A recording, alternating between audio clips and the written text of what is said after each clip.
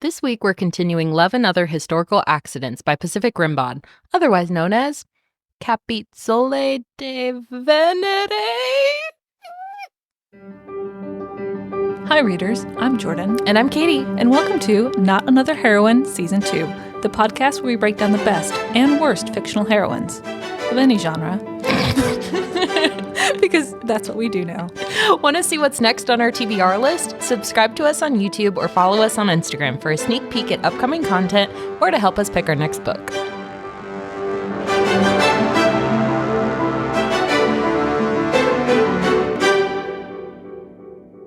My cheeks hurt. I can't stop smiling. This is the cutest thing I've ever read, and I love it. And I just... It's the romantic tension, which is palpable. Yeah. It makes you, like, kick your legs all, like, stupid. Like, when you're on the phone, laying on your tummy, and you're talking on the phone. What are you doing? Oh, what are you doing? Like, It's that stupid... It's the same feeling of liking someone for the first time. Yeah. Because I was just talking to Jordan about this. I've been with my partner for a long, hot minute. But, like, just reading this is, like, a nostalgic, you know exactly that stupid, giggly, champagne feeling of liking someone. Oh, my God. Just do yourself a favor and read. If you have gotten to this point in our podcast and you have not read this, like, I'm judging you a little bit. I'm a little bit upset. Yes, rightfully so. I'm upset too because I am not a big fanfic reader, but this is way better than so many real books. Yeah, PacificRimbaud, yet again, here is your much earned, much deserved love attestation. We bow to thee. You are our new savior. We'd love to interview you one day. Oh my God. We'll do one of those like stupid little voice modulators if you're, you don't want to like reveal your identity. Because it's kind of the sketchy moral ethical thing where I don't want to dig too deeply into trying to find these people if they are like, no, like this is just for funsies. And then I am a different regular person on the outside. But privately, please tell me what your published works are so I can read them. Oh my God, yeah. Oh. I just want to give you money. Yeah. You deserve it. Yeah, take my dollars. Okay, where we left off, they had saved the little boys. We met Roland Weasley, who's outrageously handsome. And so William Avery is feeling somewhat competitive with Draco, and he challenges Draco to a broom race. Draco's like, well, I'm a star Quidditch player. Of course I can race on your antiquated broom. The amount of attention his, like, Quidditch-honed thighs get throughout this novel. They're so thick. Oh, my God. So... They arrange a broom race, which turns into like a picnic event. So all the women gather around and they're just going to observe with their little martinis and their snacks. And while the men... Such a vibe. Yeah, I mean, okay, I'm down. So it's the Averys and the Longbottoms and Hermione and Draco, as well as Martin. Mr. Martin. Grix does not come. But they all meet up for this broom race. And Hermione is like lounging on a picnic blanket and she's drinking a shrub is what they call it. Yeah, a French martini. It's like vodka with raspberries. Like this is very like I want to drink this, but there's like distinct raspberries floating in. And so Draco gives Hermione a very knowing look, like, I guess you like those French martinis, huh? Raspberries, interesting. And she's like, I only drink them at Christmas. You know that. And she gets very defensive about it. So they're getting ready for all of the broom race. So we have the three racers, Will, Draco, and Roland. And then two, like, spotters, basically. And so Cassandra, who's, like, a sister... Wait a second. The older Longbottom dad does this, like, stretching routine off in the distance where, old men, when they, like, go to do something physical and they have learned, that their body's a little bit older, it's described in such fucking funny detail. Like, it's so, like, golden retriever dad coded that he's, like, doing squats and, like, making, like, ho, hey, ho. I lost my fucking mind reading this. It's so delightful. Sorry. Yeah. He's just like a timer. Yep. That's all he's doing. They're there to make sure safety happens. And Cassandra, one of the like more like level-headed sisters, like they're all pretty chill and normal. Like Cressida is just young and infatuated, but Cassandra's like, oh, I'm going to give you all a kiss for luck. So she goes to all the racers and she kisses them on the cheek, very sisterly. And at this point, like, it's not stated overtly, but you kind of get the impression that Hermione's a little tipsy. And so Hermione's, like, looking at Draco, who's, like, near her, and she impulsively leans forward and kisses him on the cheek. But as she leans forward, he turns his face towards her, so it doesn't exactly land on his cheek. And so she pulls away, and he's looking at her, like, shell-shocked. Oh Like, my god. what the fuck just happened? And this is the first moment of like, oh, Yeah. there's something else going on here. Oh my god. And the like lead up to it is amazing too, because Hermione's like, I'm not gonna give you a fucking kiss. Like, you're my brother. And then each of the couples kind of pairs off and gets a kiss, and it's like, well, Granger, you're gonna have to give me a kiss. And she's like, no, I'm not. And then they have this awkward pause, and then she's like, fine, whatever. It's so cute. It's my so well God. done. And so he doesn't say a word. Draco just gets on his broom and they go to the starting line and they take off on this race, which involves like 3 laps, like long laps around the estate. And so the race is happening and all the women, like, I love the description of how the women are like, okay, well, because we're going to go talk about the ball again. And they don't care about the race. Like, they're like out there racing for their lives. And the women are like, well, Anyways, what are you going to wear to the ball? Like, oh, I think I'm going to wear the pearls. What do you think about that? And Hermione's like, this is so fucking boring. I love she has this observation that like she thought broom racing would be super exciting, and then she's like, well, they just like ran off into the woods. This is really fucking boring. Probably a lot like car racing. Yeah, it's like, okay, well, there's 3 seconds of cars and they're gone. They'll be back in 20 minutes. Anyways. Yeah, so they do a couple laps, and then the third lap, they're like, they should have been back by now. Hermione starts to get like alarmed, like, what's happened? And so it's been too long. And then all of a sudden they look in the distance, and out of the woods, no one's on their brooms. They're carrying a stretcher, and Hermione realizes that Draco is on the stretcher unconscious. Oh, and then she like looks at a handkerchief that's tied to his head and she realizes it's not white, it's red. It's covered in blood. Yeah, and he's out. Except, thankfully, Cressida, the young sister who's also infatuated with Draco, is a phenomenal healer. Outrageously talented, should be a doctor. And so she rushes to the scene, starts taking charge, which I thought was a great depiction of, like, yes, Hermione and Cressida are kind of in this pseudo competition, but not really. Like, Cressida still has like impact and value outside of being a love threat. You know what I mean? And that Hermione can take a step back and be thankful that Cressida was there to like take charge.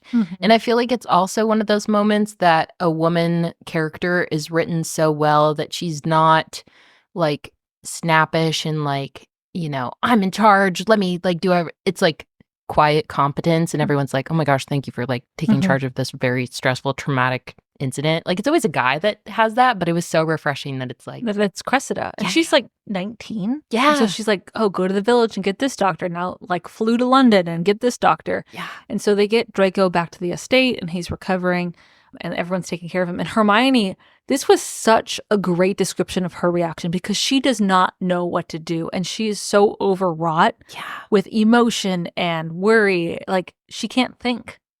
It's like this quiet shell shocked. Like, if you've been through something traumatic, it's this weird, like, you know, you're supposed to be feeling a lot of things, but it's like time is still continuing and you're just kind of living in this limbo where it's like, well, I just have to like do things, but you're constantly in this like split state and it's like a weird limbo.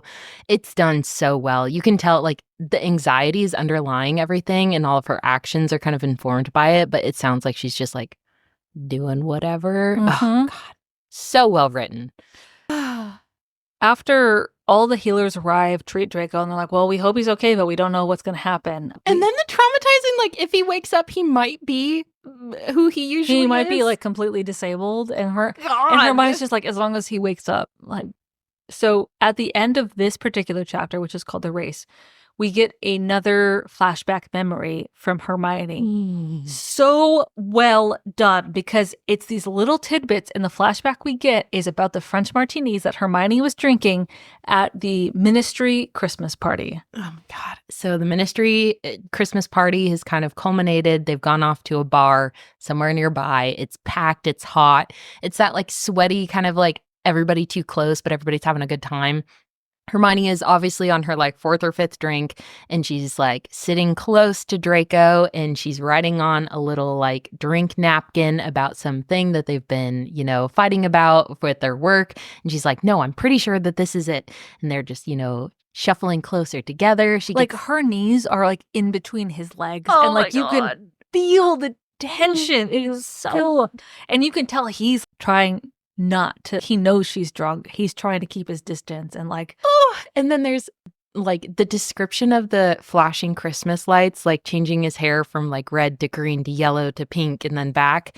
And then all of a sudden he like stops and he like takes his knees out and puts them straight. And she's like, what the heck? And then Ron comes out and kisses her head and he's like, hey, Hermione, like we should probably like go now. Like, hey, Draco, like, what are you doing? Everything good? And he's like, yeah, everything's fine. And then she leaves off with him and she looks back one time and he's still looking at her and his lights are flashing red, blue, green, and he's back. just drinking another scotch, like by himself. Oh my God. And that's it. That's the only flashback you get. But it's the first impactful flashback that you get where like, oh, there is something going on under the surface in this Ron, Hermione, Draco dynamic. And you can tell, oh my God, you just know. It's like such a universal, like longing.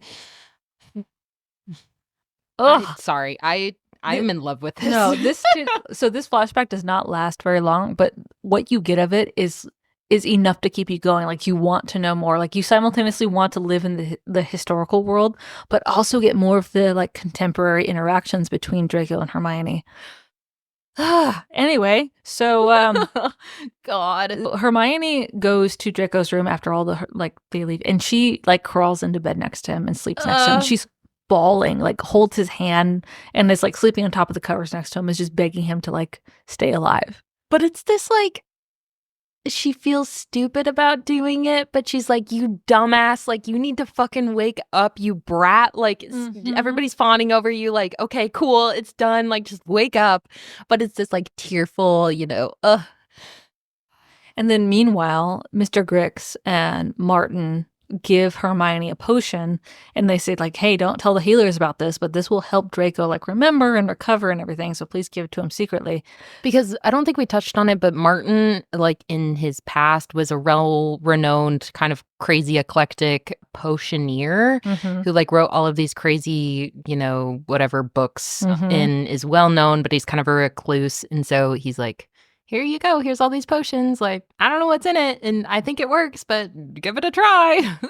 So Hermione does, but as she's like going to Draco's sick room and like trying to treat him, she runs into Cressida, who's still being a very competent like physician and healer. But like she runs into Cressida one night and she is beyond weepy and crying, and she's like clutching this letter, and she turns to Hermione and Cressida's like, I don't know what to do, please help me. And so Hermione takes this letter, and it is this ultimate love confession from Cressida written to Draco, but it's unsigned. And Hermione's like, again, really well done. She's like, Cressida, you know that this can't happen, like he's not the kind of guy for you, like he's not going to commit to you, this has to end. And it's this very, yes, there's a competition factor there, but the way Hermione treats Cressida isn't like that. It's like looking out for Cressida's own well-being. And so Cressida is also like, yes, I know. And so she shoves the letter at Hermione and tells her to destroy it, but they're interrupted too soon. And so Hermione's like, oh shit. And so she shoves the letter in like a random book and like puts it away and she'll get rid of it later. Hold on to that. A little tidbit. Yeah, so Cressida leaves, the healer comes in, and then this is where things get a little more interesting. So it's like the second or third night, and she crawls into Draco's bed again. And so she's cuddling with him and like begging him to like stay alive again. And she wakes up in the morning and she looks at Draco and he looks over at her and he's awake. And he's like, hello. I see we're in bed together. Interesting. And then proceeds to have very somewhat intimate, you know, wake up the morning after. And he's like, God, I've been fucking waiting for this. And Hermione's like, what do you mean? Like, you're awake? Oh my God. And he doesn't really remember anything. But the way the dialogue is written, Hermione is like contesting what he's doing, and he's like kissing her, and it's like starting to get a little bit more like heated, but she's never really saying she's no. not forceful. So, but it's this like, I want this to continue, but she's like, no, I'm your sister. And he's like, you're absolutely not my sister. Like, we don't have clothes on. and he wakes up thinking that, oh, like things have finally like played out well for him. It's modern day. Like, why am I wearing poor people clothes? Why am I wearing a night dress? Yeah, again, no recollection, but he thinks that they've already slept together because it's the morning. And she's basically naked. He's basically naked. So he's like, well, I guess we're going in for round two. Did you have a good time last night? But But then people start to... People show... So Hermione throws herself off the bed and, like, covers herself. I think she, like, commando rolls off the... Yeah. And they save themselves. And she's like, I'm your sister. Please, dear God, just say that I'm your sister. And he's like, sure, you're my sister. Wink. Yeah. No, don't forget about the blonde. Oh, there's a blonde? Woohoo! But also, Martin had given her a potion, I think the day before, that was like for memory. And he's like, you can't give it to Draco until he's like woken up. And then she's like, all the healers are turned away and they're like, okay, we're going to try something new. He's like, awake, like, let's see. They're all turned around and she's like, Draco, put this in their fucking mouth, like swallow it. And he's like, sure, baby. Yes, please. I'll put anything in my mouth for you. And then he takes it and then pause and then reality Pure sets in. horror sets on his face and he looks at Hermione and he's like, oh my God. I'm so fucking sorry. I didn't mean to do that to you. Please forgive me. Like, he's embarrassed and, like, horrified. And, like, Hermione's like, it's fine. It's okay. I wanted it too. But she immediately leaves the room. She's like, I'm going to go make a pie because I don't know what else to do right now. So she sets off into the garden and she starts picking berries. Yep. Picking blueberries because she's going to make a pie. And she runs into Roland while she's out in the garden trying to distract herself. And earlier she had promised Roland, like, they got like a flirtation going on, but nothing serious. And she's like, oh, there's this book that, like, I think you'd like. And so she pulls out the book and hands it to him. He's like, oh, I'm going out of town for a little while, but I'll be back in time for the big ball that's happening. So, like, I'll read this book while I'm gone. So she hands him the book. And then as she goes back inside and, like, later that day, she realizes, oh, fuck. The unsigned letter from Cressida to Draco confessing her emotions and feelings was in the book that she gave to Roland. Oopsie. Oh, no. God. The next chapter we get... Oh, also in the previous chapter, we had a cute flashback about... The pie. Yes, It's Granger's so cute. pie is life-changing, and we obviously get a little bit of innuendo, tension building. It's just these, like, little flashbacks where it's just enough to, like, wet your palate, and you're like, I need more. Mm-hmm. But we get another one in this chapter, and it's Ron and Hermione who are, like, pre-engagement ring shopping. Which is so Hermione. Oh, yeah. She's like, I have a 10-year plan. This is stage 3.5. We look at rings, but we're not buying. And then Pansy Parkinson walks in and she's like super glamorous, oversized men's shirt, black pants, designer shades. And she's like, oh, are congratulations in order? And they're like, no, we're not actually engaged. And then we get this kind of like mean interaction where he's like, yeah, we talked about this in pre-counseling. Like, you won't let me just pop the question. And she's like, well, it's not in the plan. Oh, so there is some tension on the horizon between y'all. And Ron is trying to encourage her to buy a bigger ring, a sparklier ring that she deserves. And she's like, no, this like 3/4 carat, it's fine. I don't care about clarity. It's totally fine. And Ron's like, well, that's not okay. And like, I feel that. Like, honestly. Like, come on, man. I get Hermione in this situation, but also the same Hermione is probably like, I don't want to plan. Like, I am in charge. I don't want to be in charge. Mm-hmm. And then now Pansy is fucking here and she's going to design her watch for some man that we don't know. Yep. Oh, God. It's just, you can tell that they're like going along with it, but there's this like underlying misunderstanding of like intent and kind of like annoyance. Yeah. And it's like, uh-oh, things aren't going so well. Yeah. Gosh. So back in, historical times, everyone's getting ready for the ball. Draco has kind of recovered everything except for his sense of taste and smell, which he's like horrified about, but he'll make do. Oh my God. And the way he found out that he can't like taste anything is when he's like about to go down on Hermione and he's like, hold up. Smell anything? This is traumatizing. Yep. Oh God. What a way to find out. I know, right? But they go back to the cottage with Martin and Grix and they're getting ready for the ball. And oh my God, the scene of them getting dressed. So this is the scene where Hermione is wearing this like designer ball gown, but it is cut so low she's worried that her nips are gonna pop out. So she comes out of her room and she meets Draco in the hallway and she's like, hey Draco, like, am I showing? And so she like bounces up and down to see if like he can spot anything. He's like, I don't know, jump again. Yep. And she's kind of bitching about the fact that there's nothing, like she has no pockets to put her wand or like any of her notes in. And meanwhile, she's written a note to Roland, basically denouncing the letter she wrote to him, like, hey, I just think of you as a friend. I'm sorry, there was a misunderstanding. And so she's carrying this letter and she tends to give it to Roland at the ball. Big no. So much no. Yep. But before, Hermione and Draco go down the hall to meet Martin and Grix, they confront each other and he's sizing up her chest, obviously. But they have this super hot, they can't help themselves, and they have this makeout session in the hallway. We're like, we don't care, there's a ball. We both look great in like 19th century period clothing. Oh, God. Because it's this, all of their interactions are like, they're not going to recognize and communicate what they're feeling and what's happening, but they're like, we're just gonna like exist in the moment and not put a label on anything, but like, oh my God, the sexual tension. And they just go for it. And they're like, oh, but anyways, we gotta go do whatever. Ball. Hermione's like, I'm panicking. Let's go. Oh, God. And Draco's like, please don't panic. This is what I want. Anyways. But they go to the ball, and this is probably the most eye-rolly section. Like, note after note after note. Yeah. Anyway, they go to the ball. She bitches to Penelope that she has no pockets. And so Penelope's like, oh, I can spell you some pockets. So she adds some pockets onto her dress or reticule or whatever she's carrying. And later on, they resolved, because they're going to hunt the snuffbacks down during the ball, right? Yes. Yeah. Okay. They're going to like search through all the rooms. Because there's still a plot happening. It's important. But during the course of the ball, Hermione runs into Roland, who's like, I desperately need to meet with you. And like, she's like, no, let's not. And he hands her a letter. She's like, great, I gotta go. So she takes the letter, shoves it in her pocket. And then she also the chocolate. Yeah, so that's next. So she's at the ball. There's like house elves walking around with like plates. They look like chocolate boobs. Yeah, pretty much. They're called Cap-e-zol-e de ven-e-re.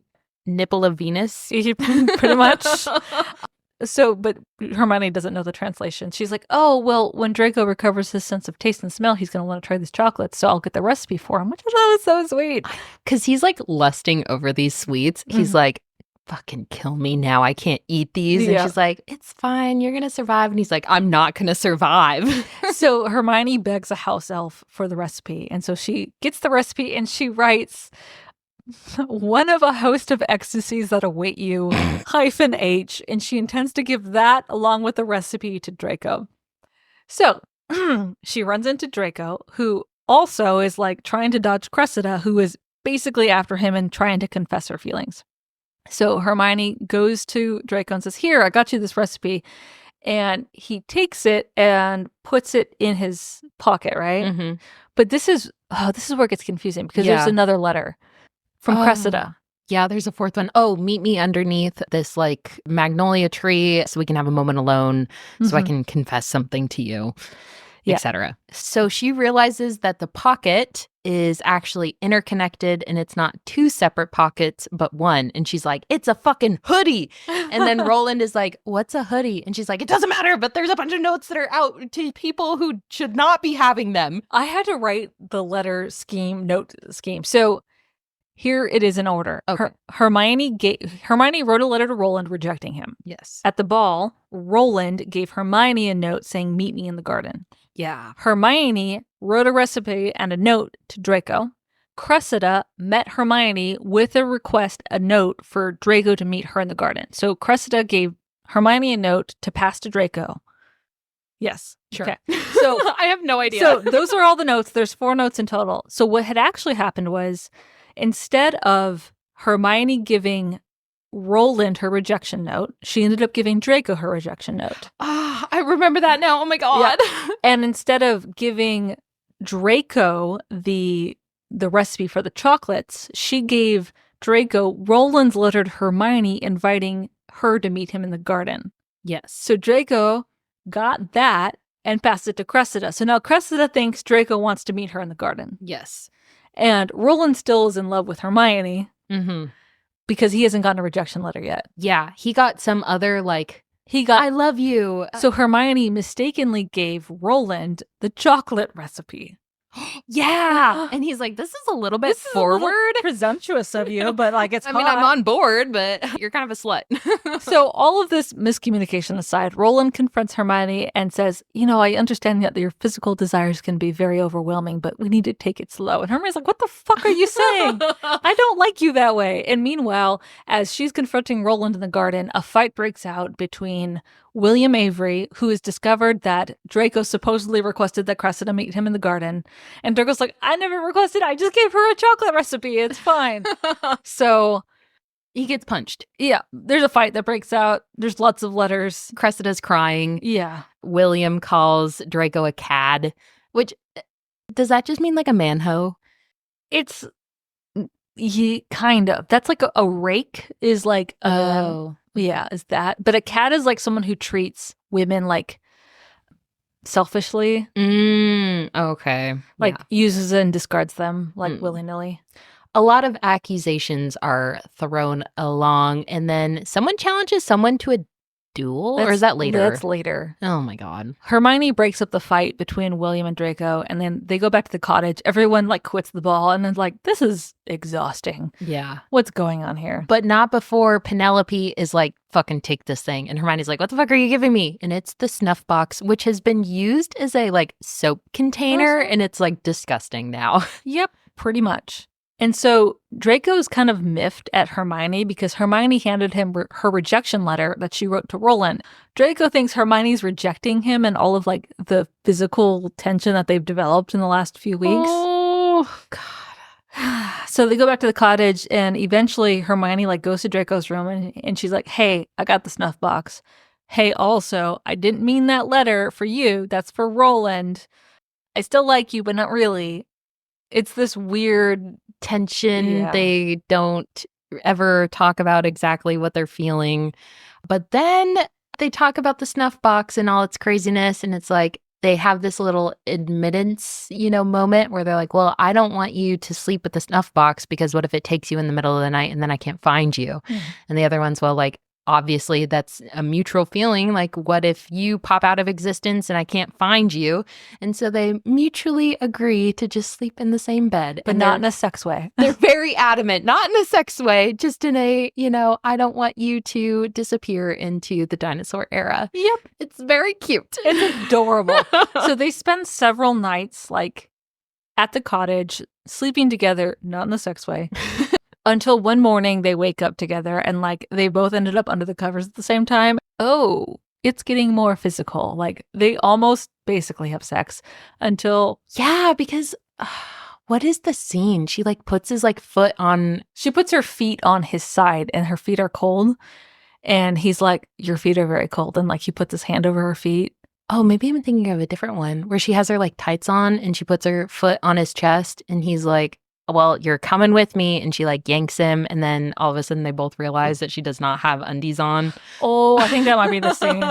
Oh, God. And then they're, making out, going at it. And then like, a strawberry gets thrown at them from the window. Crow. They're like, what the? Did a bird just throw a strawberry at us? But it basically ruins the mood for both of them. They're like, okay, we need to stop this and figure out what we need to do next because we still have to get home. Yeah.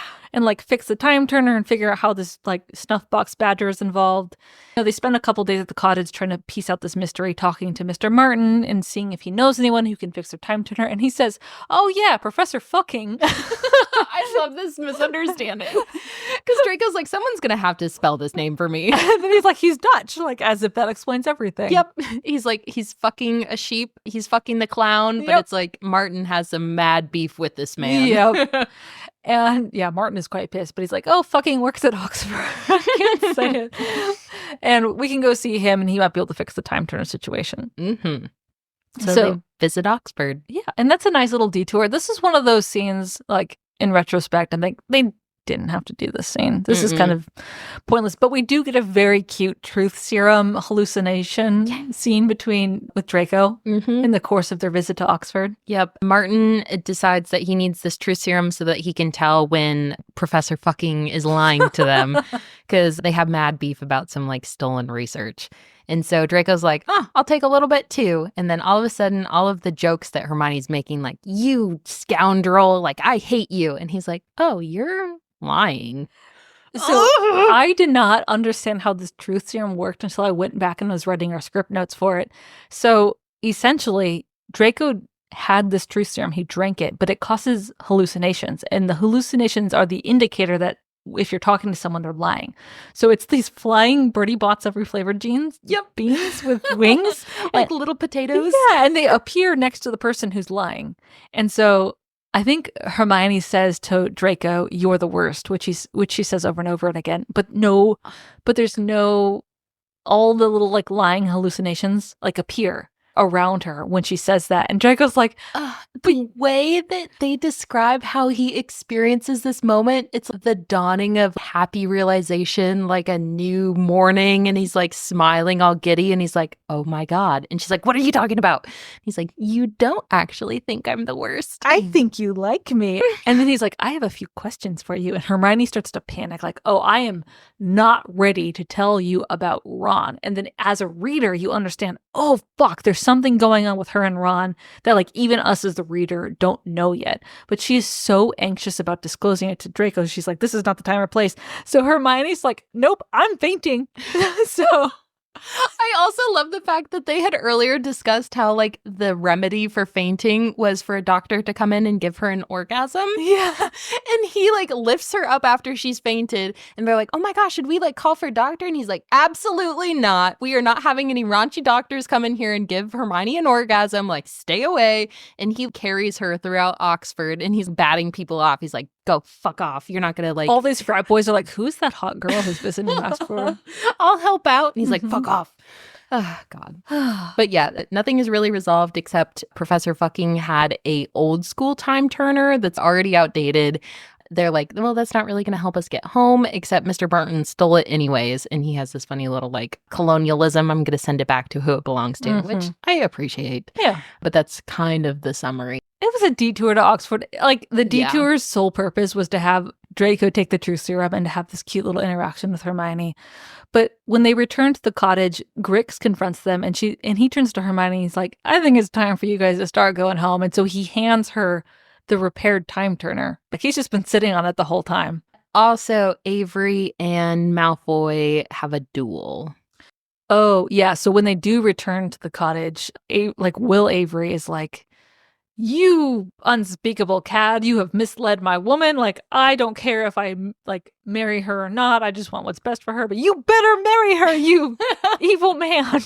He also accuses them of like having taken wool over everybody's eyes. And he's like, you guys aren't who you say you are. He calls Hermione a bullshitter too. That's the tipping point for Draco. Like, how dare you say that about Hermione? Because he gets insulted and he's like, okay, whatever. And he's like, your sister's a bitch too. And he's like, I will fucking fight you to the death right now. Yeah. And it's like, oh my God, you cutie pie. He's so adorable. Hermione and Grix like stop the duel, like they stupefy them and bring them inside. And Grix and Hermione are having tea. They just sit on the couch like frozen. Yep.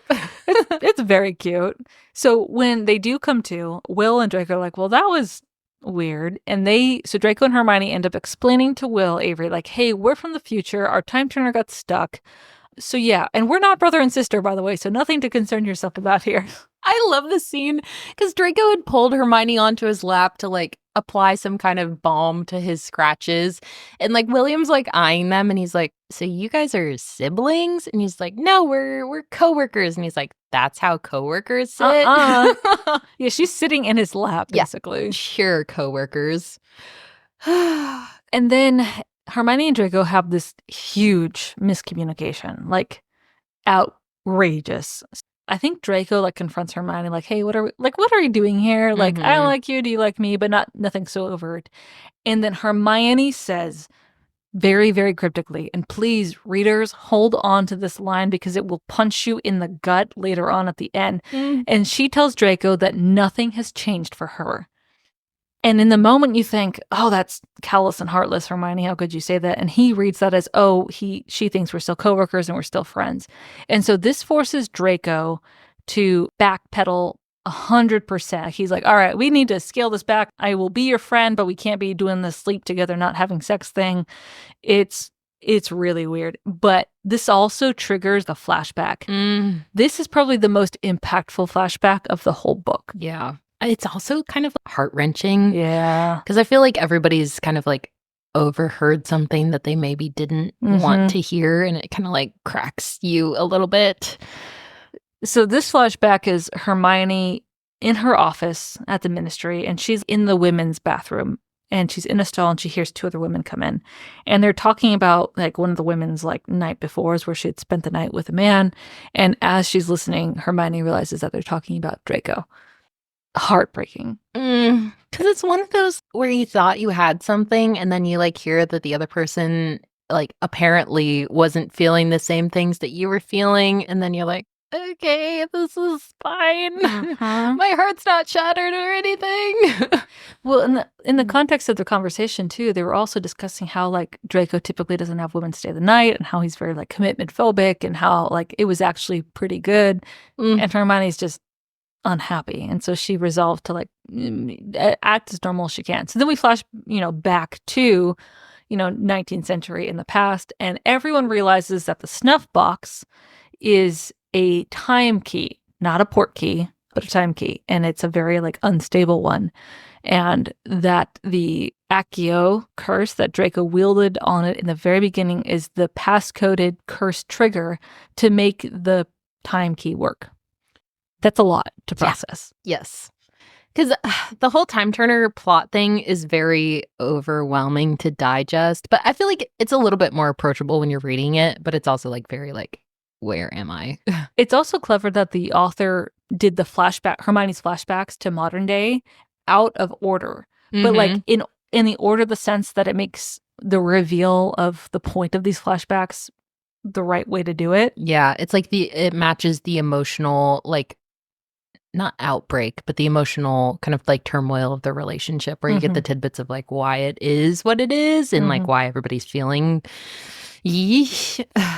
So this is where like the tension, the romantic tension especially really ramps up. So we get another flashback in the course of this chapter, which is, Hermione is sitting alone in her apartment, like feeling awful, hungover, miserable, and she makes note of the time, and it's 12:17 a.m. And then that's it. It's this like 3 paragraphs of Hermione heartbroken in her apartment, very drunk and hungover at 12:17 at night. Flashback to the past. They make further realizations of like this snuff box thing, and then Hermione's like, "Oh, well, the time turner is repaired. Let me test it out." So she jumps back in that time a few minutes, and then she goes a few days, and then she goes back so far that she watches her and Draco almost have sex.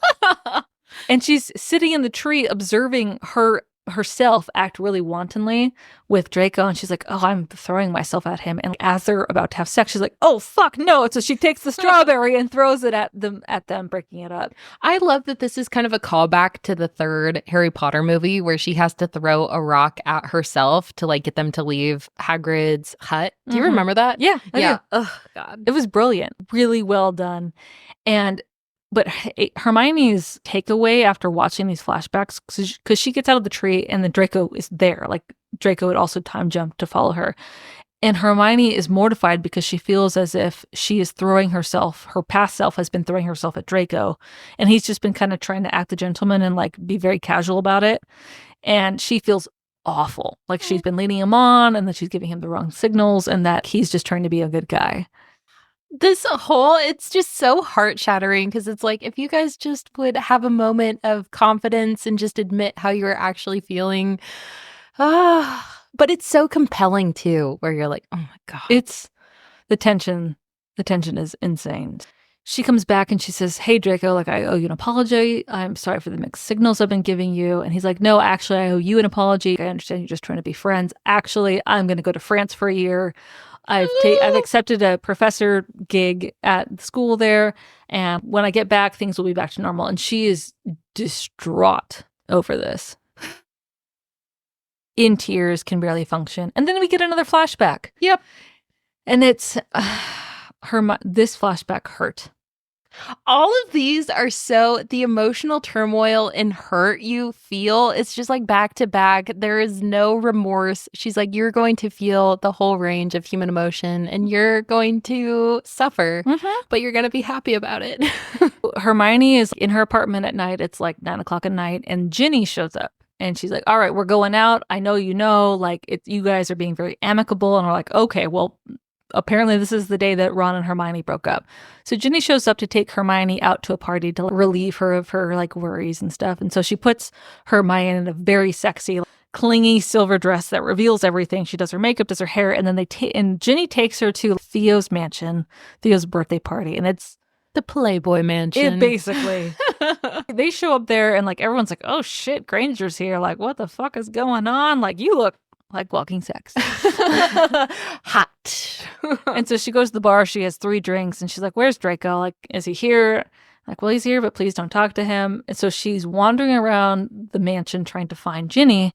And then she stops in a hallway and she looks ahead and she sees Draco. And he is leaning against the wall and there's like a very scantily clad woman draped around him. And she is, again, heartbroken for like the 5th time in this chapter. Oh. She's staring at him, and then he looks up and he makes eye contact with her and he like sizes her up and down, sees that she's wearing this very provocative dress. The horror that washes over his face in this moment as he like puts the pieces together that, oh shit, that's Hermione. Oh shit, she looks amazing. Oh shit, there's a woman draped over me, and Hermione's seeing that. And then Hermione turns on her heel and runs away. I am not okay. So Hermione goes back to the bar, and at the bar, that's when she learns that Theo and his buddy are like making jokes about Draco having orgies on the weekends at his party, at his manor. And that's enough for Hermione. She's like, you know what? If you see Ginny, tell her I'm going home. And so she goes home and she looks at the clock when she gets home and it's 12:17. God. And the brilliance of this author for the structure on these flashbacks. Yeah. I don't understand how she was able to write all of these scenes with like callbacks and foreshadowing, the rounds of edit that requires to be able to put the required like little tidbits at the required areas. I cannot process how that even works as a writer. Like, it's brilliant, utterly brilliant, because it keeps the reader on edge. That's how you keep a reader reading, is there's always something new to find out. You don't have all the pieces of the story and it's almost impossible to predict. She did that here. But it's also crazy that it's callbacks, because during all of these leading up scenes, she keeps making these allusions to these orgy parties that Malfoy's having and how he's like a, bachelor, has these crazy parties and Playboy Mansion.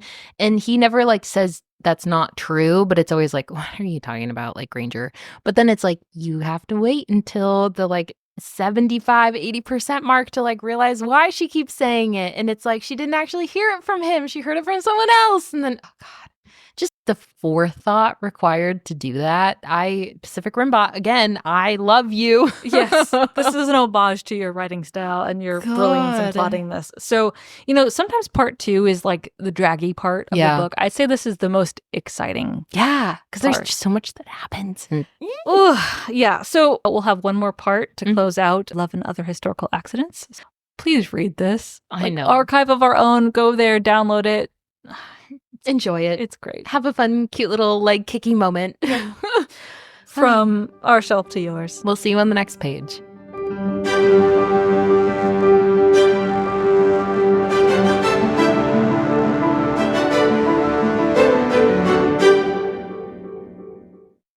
Hi, readers. If you'd like to help us pick our next book, send us a message on Instagram. Or if you'd like to just listen, we post new episodes every Monday and Wednesday on Spotify, Apple, and Amazon. Thanks for listening. Bussin'.